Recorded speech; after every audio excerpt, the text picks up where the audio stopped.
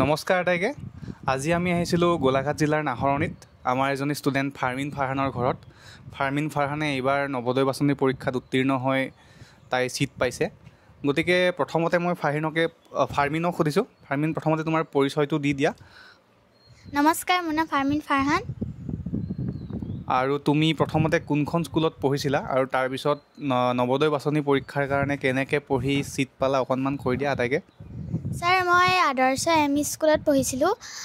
মই ৰাতিপুৱা 5টা বজাত উঠি 5টাৰ পৰা 7টালৈকে পঢ়িছিলোঁ আৰু এঘণ্টা গা পা ধুই স্কুল যাবলৈ ওলাইছিলোঁ। স্কুল আমাৰ 9টা বজাৰ পৰা আৰম্ভ হয়। 9টা বজাত আৰম্ভ হয়, 2টা বজাত ছুটি দিয়ে। 2টা বজাৰ পৰা আহি মই অকণমান দেৰি শুওঁ, এঘণ্টামান ৰেষ্ট লওঁ। তাৰপিছত ৰেষ্ট লোৱাৰ পাছত অকণমান দেৰি টিভি চাওঁ। কৈ দিয়া তাৰপিছত। টিভি চাই পেলাই মই তাৰপিছত 6টাৰ পৰা 7টালৈকে এঘণ্টা পঢ়োঁ। তাৰপিছত 8টা বজাৰ পৰা আমাৰ ক্লাছ হয়। আৰু ক্লাছ কৰি উঠি ৰাতি পঢ়িছিলা নাই? পঢ়িছিলোঁ। কেইটালৈকে?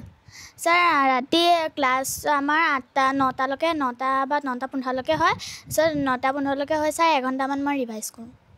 আচ্ছা, তো তোমাৰ পৰীক্ষাৰ সময়ত আটাইতকৈ টান লগা বিষয়টো কি আছিল? আটাইবিলাক বিষয় সহজে লাগিছিল? ছাৰ, মোৰ আটাইবিলাক সহজে লাগিছিল। আচ্ছা, আৰু পৰীক্ষা দিয়া সময়ত কিবা ভয় লাগিছিল নেকি তোমাৰ? ছাৰ, মোৰ অকণমানো ভয় লগা নাই। অঁ, ঠিক আছে। আৰু এটা কথা কৈ দিয়া যে পৰীক্ষাত যেতিয়া তুমি পৰীক্ষাৰ পেপাৰখন কৰি আছিলা তেতিয়া তুমি কেনেকৈ আৰম্ভ কৰিছিলা? মানে প্ৰথমতে কোনটো পাৰ্ট কৰিছিলা, তাৰপিছত কোনটো কৰিছিলা আৰু শেষত কোনটো কৰিছিলা? ছাৰ, মই প্ৰথমতে মেণ্টেল এবিলিটি কৰিছিলোঁ। মেণ্টেল এবিলিটি কৰাৰ পাছত মই আছামিজ কৰিছিলোঁ, তাৰপিছত মই মেথছ কৰিছিলোঁ। আচ্ছা, আৰু বহুত ষ্টুডেণ্টে এনেকুৱা কৰে যে যেতিয়া আমাৰ প্ৰশ্ন কাকতখনৰ প্ৰশ্নখিনি কৰি থাকে তেতিয়া হয়তো কোনোবাই 10টা প্ৰশ্ন কৰি পেলাই এবাৰ চেক কৰে বা আধা কৰি পেলাই চেক কৰে। তুমি কেনেকৈ কৰিছিলা এইটো? ছাৰ, মই 10কৈ পূৰাইছিলোঁ মানে তুমি প্ৰথমতে 10টা কৰিছিলা, তাৰপিছত এবাৰ চেক কৰি লৈছিলা, আকৌ কৰিছিলা ন? ঠিক আছে, ধন্যবাদ ফাৰ্মিন। তো এতিয়া আমি আহোঁ ফাৰ্মিনৰ দেউতাকৰ ওচৰলৈ। দেউতাকে অকণমান কৈ দিব যে তাই কেনেকুৱা আছিল বা কেনেকৈ প্ৰস্তুতি কৰিছিল, দেউতাক মাকে কেনেকুৱাকৈ কি সহায় কৰিছিল, অকণমান কৈ দিয়ক দাদা। নাই, আপোনালোকৰ ইউটিউব চেনেলত যেতিয়া আমি পালোঁ যে আপোনাৰ কোচিং হয় বুলি পেলাই, মোৰ স্বাস্থ্যটো বেয়া। তেতিয়া মই কি কৰিলোঁ, আমাৰ ইয়াত মানে নেটৱৰ্কৰ অকণমান গণ্ডগোল, আমাৰ ৱাইফাই ব্যৱস্থাটো কৰি দিলোঁ আৰু তাই মোবাইলতে পঢ়িলে মানে তাই কষ্ট কৰিলে বাৰু, যথেষ্টখিনি কষ্ট কৰিছে তাই। আমি এইখিনিয়ে কৰি দিছিলোঁ তাইক ব্যৱস্থাখিনি। আচ্ছা, তাইক আপুনি পঢ়া শুনা কৰাৰ কাৰণে ক'ব লগা হৈছিল নে তাই নিজে দায়িত্ব বুজি কৰিছিল? নাই, তাই নিজেই আমি ক'ব জোৰ কৰি থাকিব লগা হোৱা নাছিলে। হয়, তাই নিজেই পঢ়িছিলে। তাই নিজেই পঢ়িছিল। অঁ দাদাতো, তাই যেতিয়া ছিট পালে তাৰপিছত আপোনাৰ অনুভৱটো কেনেকুৱা? অনুভৱটো খুব ভাল। কেলৈ মানে ছোৱালীজনীয়ে যেতিয়া পাছ কৰিছে খুব আনন্দ পাইছোঁ আমি। হয়, আৰু মাক দেউতাক হিচাপে আপুনি কেনেকৈ চাইছিলে? ধৰক এতিয়া যিখিনি ষ্টুডেণ্টে আমাৰ প্ৰস্তুতি কৰি আছে ছাত্ৰ ছাত্ৰীসকলে, তো আপোনালোকে অবভিয়াছলি যেনেকৈ তাইক চোৱা চিতা কৰিছে, তেওঁলোকেও অকণমান আপোনালোকৰ পৰা গম পাব পাৰে যে কেনেকৈ চাব লাগে আচলতে নিজৰ ষ্টুডেণ্টজনক। আপোনালোকে আচলতে কেনেকৈ চাইছিলে?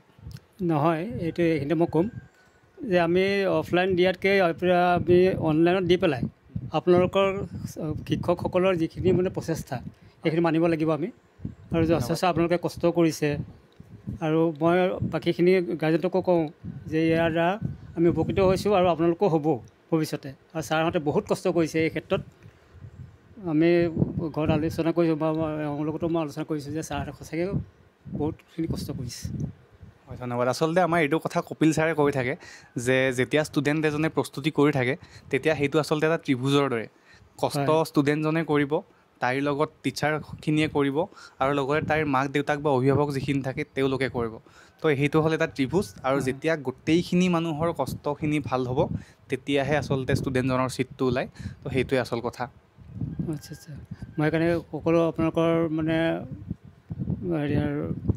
JNV গাইডৰ মানে যিখিনি আপোনালোকৰ মানে এটাইকেইজন শিক্ষকলৈ মোৰতো অভাৱত তাৰমানে ধন্যবাদ জনাইছোঁ।